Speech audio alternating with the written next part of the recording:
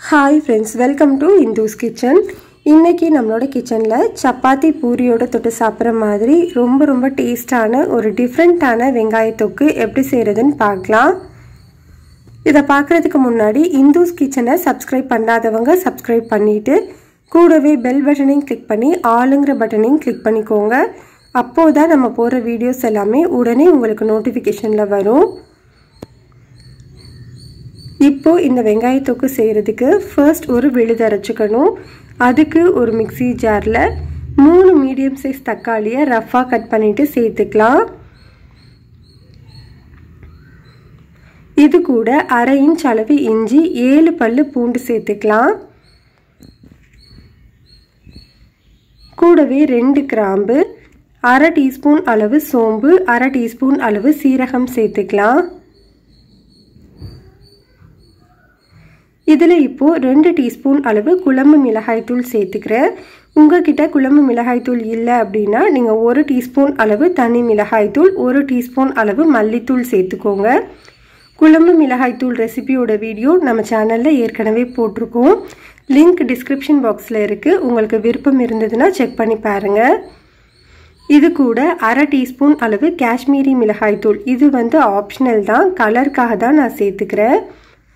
இப்போ இதில் தண்ணி எதுவுமே சேர்க்காம நல்லா ஸ்மூத்தான பேஸ்ட்டாக அரைச்சி தனியாக வச்சுக்கலாம். இப்போ ஒரு கடாயில் 3 டேபிள் ஸ்பூன் அளவு எண்ணெய் சேர்த்து சூடுபடுத்திக்கலாம். எண்ணெய் சூடானதுக்கு அப்புறமா 1/2 டீஸ்பூன் அளவு கடுகு 1/2 டீஸ்பூன் அளவு சோம்பு சேர்த்து பொரிய விட்டுக்கலாம். இப்போ இதில் 4 பெரிய வெங்காயத்தை இந்த மாதிரி கொஞ்சம் பெரிய பீசஸாக கட் பண்ணி வச்சுருக்கேன். அதை உள்ளே சேர்த்துக்கலாம். இந்த தொக்குக்கு வெங்காயம் கொஞ்சம் பெருசாக இருக்கணும். அப்போதான் சாப்பிடும்போது டேஸ்ட்டாக இருக்கும்.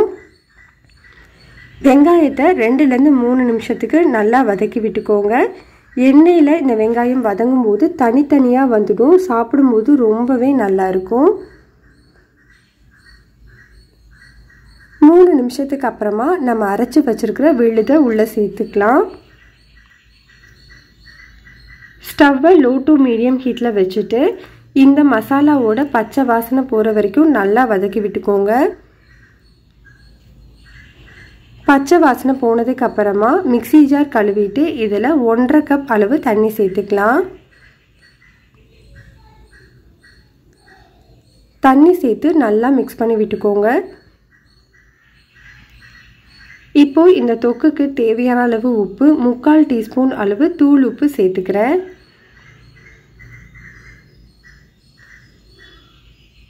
உப்பு சேர்த்து நல்லா மிக்ஸ் பண்ணிவிட்டு இதுக்கு ஒரு மூடி போட்டு ஸ்டவ்வை மீடியம் ஹீட்டில் வச்சு 5 நிமிஷம் மீடியம் ஹீட்லேயும் 5 நிமிஷம் ஸ்லோ ஹீட்லேயும் வச்சு வேக வச்சுக்கோங்க. இப்படி நம்ம பண்ணும்போது லோ ஹீட்டில் இருந்து அது வேகும்போது நம்மளுக்கு எண்ணெய் எல்லாமே பிரிஞ்சு மேலே வரும். சாப்பிடும்போது நல்லா டேஸ்ட்டாக இருக்கும். இப்போ கரெக்டாக 10 நிமிஷத்துக்கு அப்புறமா நான் ஓப்பன் பண்ணி வச்சுருக்கேன். இது மேலே கொஞ்சமாக கருவேப்பிலை சேர்த்துட்டு இதை நல்லா மிக்ஸ் பண்ணிவிட்டு ஸ்டவ் ஆஃப் பண்ணிக்கலாம். அவ்வளோதான், நம்மளுக்கு ரொம்ப சிம்பிளான டேஸ்டான வெங்காய தொக்கு ரெடி ஆகிடுச்சு. இது சப்பாத்தி பூரியோட அவ்வளோ சூப்பராக இருக்கும். கண்டிப்பாக ட்ரை பண்ணி பாருங்கள். பிடிச்சிருந்ததுன்னா லைக் பண்ணுங்கள், ஷேர் பண்ணுங்கள், கமெண்ட் பண்ணுங்கள். மறக்காமல் இந்துஸ் கிச்சனை சப்ஸ்கிரைப் பண்ணி